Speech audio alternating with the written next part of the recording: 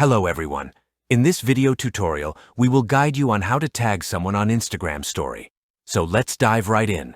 Open the Instagram app and tap on the Your Story icon in the top left corner. Capture a photo or video as usual, or choose one from your camera roll. Once your photo or video is ready, look for the sticker icon, usually a smiley face icon, at the top right corner of your screen. Tap on it to open the sticker tray. Select the @ sticker. This is the key to tagging magic.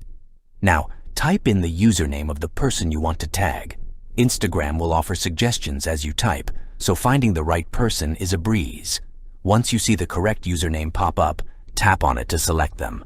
The tag will appear as a small username box on your photo or video. You can tap and hold onto the tag to adjust its position and style. You can also add a short message alongside the tag. Use the text tool at the top of your screen to write a quick note.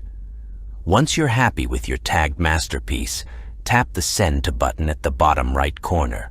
Choose whether to add your story to your main story or send it directly to a friend via private message. And there you have it. By using this method, you can tag someone on Instagram story. If you find this video helpful, don't forget to subscribe to our channel for more tutorials. Thanks for watching.